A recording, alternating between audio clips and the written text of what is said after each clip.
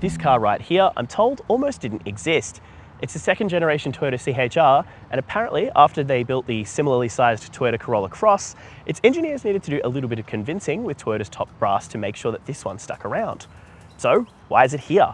Well, I mean, look at it. It says I chose something out of my comfort zone rather than sticking with the safe option. It's a hybrid only offering, and it was built specifically for Europe and Australia.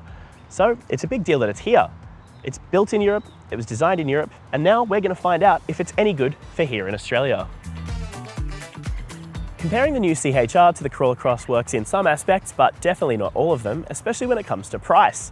While the Corolla Cross starts from about $34,000 before on-road costs and means it has a price point to rival the likes of the Mazda CX-30, the Hyundai Kona, and plenty others in the segment, this starts from a lot more at about $43,000.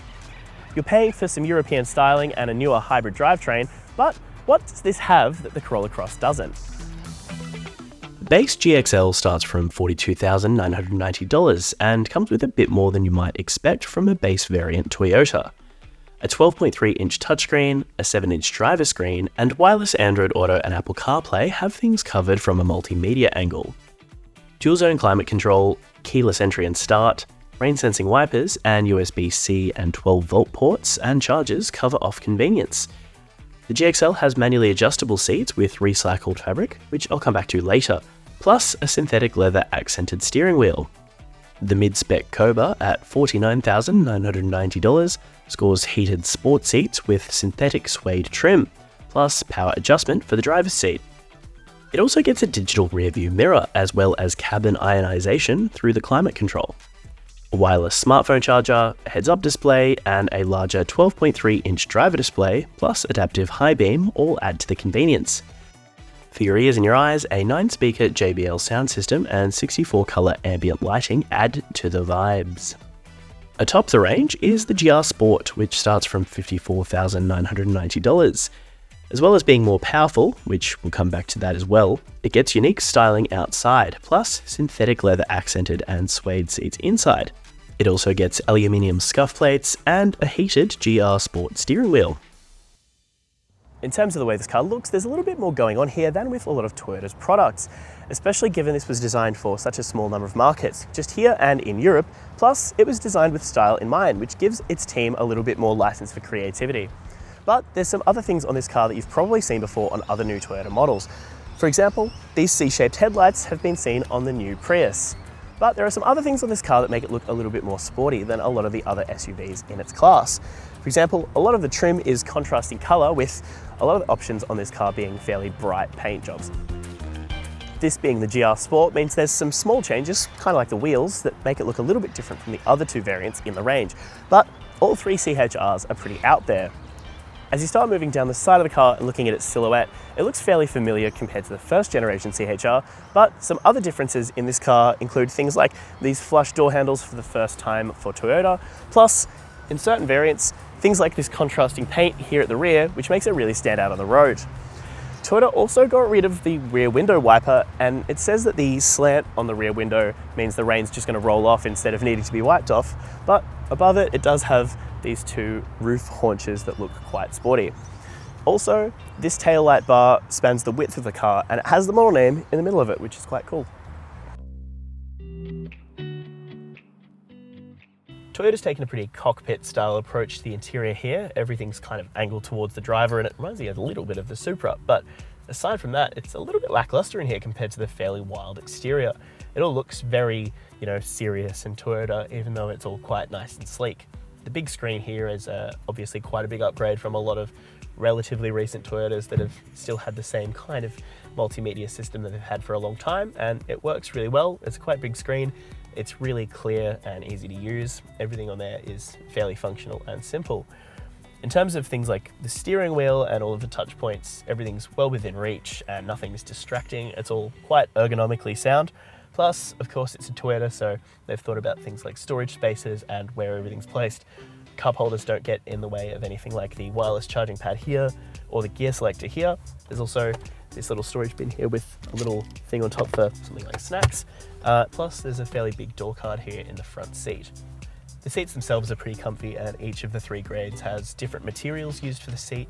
There's fully recycled fabric for a couple of the models. There's some almost half recycled synthetic suede for the other 2 grades, plus this one has some synthetic suede and synthetic leather. There's no real leather used in any of the 3 models. Toyota says this car was built entirely without using any animal products. Something else to note in this car is that the sunroof doesn't actually have a shade. Instead, it uses infrared to try and stop the sunlight and the UV from coming in, although here in Australia, that's probably something you'd have to put to the test after actually having bought the car over the long term to see if it actually works. Here in the back seat, it's a little bit of a list of pros and cons. I've got a fair bit of leg room for someone who's just under 6 foot, and I'm sitting kind of behind my own seating position. But in terms of headspace, if I was any taller than this, my head would definitely be touching the roof. The other thing is that there's not heaps of storage. I don't have, for example, cup holders in the middle here. I've only got 1 on the door, and there's no door card storage. I've got 1 USB-C port here for 2 potential passengers, or maybe even 3. Plus, the visibility here isn't great. I feel a little bit boxed in. There's not a lot of light coming in, except for here in the sunroof. But if you didn't option that, then I think it would feel a little bit dark and cramped back here. Depending on the variant of CHR you get, there are different boot sizes with the seats up and with them down. In the GXL and the Cobra, you get 388 litres with all of the seats up, or 1,155 litres with the rear seats down. In the GR Sport, it's a little bit less, with 362 litres with all the seats up, or 1,134 litres with the seats down. That's probably in part because the hybrid-only CHR comes with 2 drivetrain options depending on which variant you have. The GXL and Cobra both use Toyota's 1.8 litre 4-cylinder petrol engine, aided by a front-mounted electric motor which produces a total of 103 kilowatts at the front wheels via a continuously variable transmission. The GR Sport, however, gains a rear electric motor as well, plus a more powerful front motor, and it helps a larger 2-litre 4-cylinder petrol engine, which makes a total of 146 kilowatts, still via a CVT.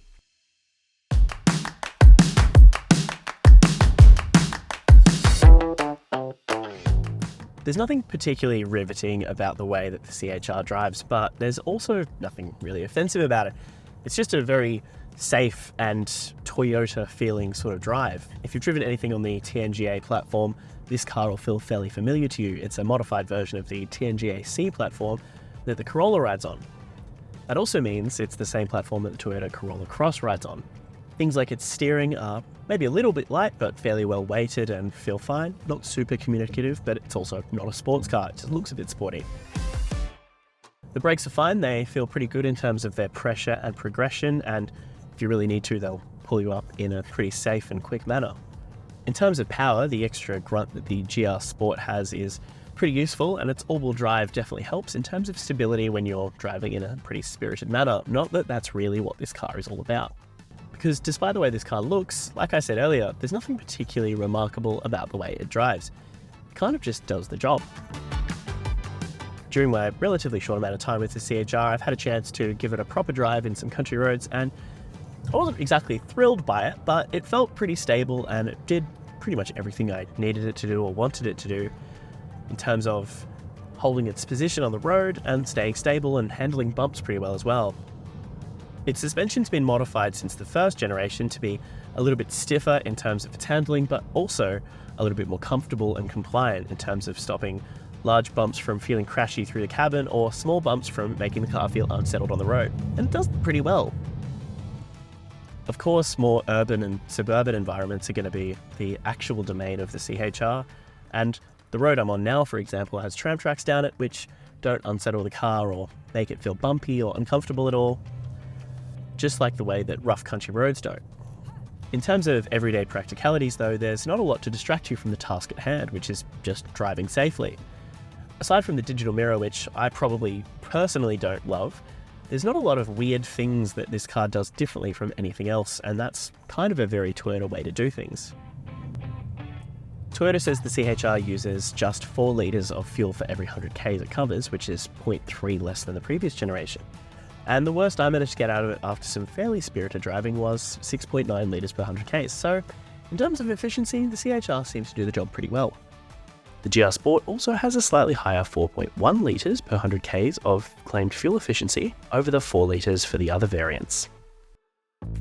3 variants of the CHR come with a version of the Toyota Safety Sense suite of tech, which includes things like pre-collision, active cruise control, speed limit sign assist, a surround view parking camera, plus all the expected inclusions like ABS, blind spot monitor, and rear cross traffic alert. It hasn't been crash tested by ANCAP, but in the case of a collision, the CHR does have a pretty decent airbag count of 10. Toyota has a 5-year unlimited kilometre warranty which covers the CHR as well as cap price servicing for the first 5 years or 75,000 kilometres, whichever comes first. Each 12-month or 15,000 kilometre service interval costs $250. Plus, the CHR also comes with a 12-month subscription to Toyota Connected Services, which is accessible through the My Toyota Connect smartphone app. There are definitely other SUVs you could choose over this one for various reasons that this car might appeal to you for. The Mazda CX-30 is pretty style focused and you can get it a lot cheaper than this. The MG ZS EV is electric, so it uses less fuel than this, and it's cheaper than this. Or if you wanted something that was actually sporty, the Hyundai Kona N is cheaper than this. Toyota's Corolla Cross also probably does pretty much everything this car does, and it's cheaper than this. But if you're looking for something that looks like this, there's kind of nothing else for you, so this is it.